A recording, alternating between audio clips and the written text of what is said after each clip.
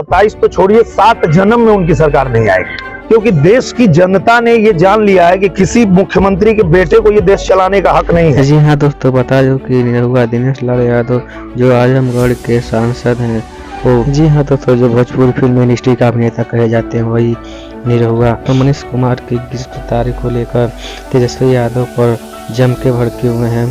जी हाँ दोस्तों, आप लोगों ने वीडियो क्लिप के माध्यम से सुना। जी हाँ दोस्तों, हम आप लोगों को बताते चलो कि तमिलनाडु हमले से जो बिहारियों को मारा जा रहा था, उसी मुद्दे को लेकर मनीष कश्यप जी ने तमिलनाडु में जाकर अपने बेरोजगार भाइयों के लिए, बिहारी भाइयों के लिए वीडियो बनाए थे। तो तेजस्वी यादव जी ने उनके ऊपर FIR ही दर्ज करवा दी है।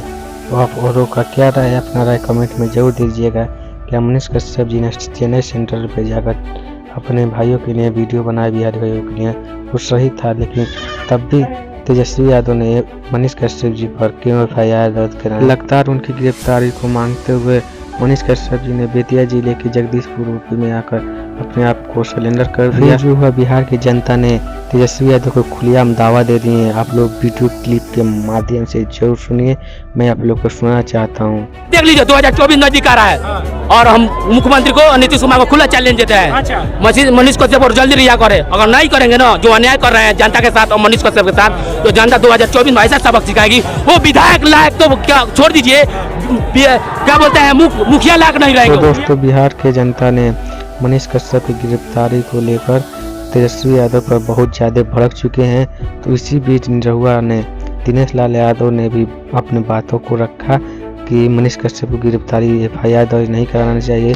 जी हाँ दोस्तों, बिहार की जनता ने बोल रही है कि आने वाले 2024 में तेजस्वी यादव को मुख्यमंत्री हम नहीं बनने देंगे, क्योंकि झूठे इल्जाम FIR दर्ज मनीष कश्यप भैया पर हमारे किए गए हैं।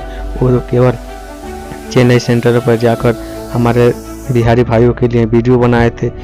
इसी मुद्दे पे तेजस्वी यादव ने उनको FIR दर्ज करा दिया। तो जी हाँ दोस्तों, आप लोग वीडियो कैसा लगा, हमारा वीडियो अच्छा लगा तो न्यूज़ भोजपुरी को जरूर सब्सक्राइब कर लीजिए। तब तक के लिए जय हिंद।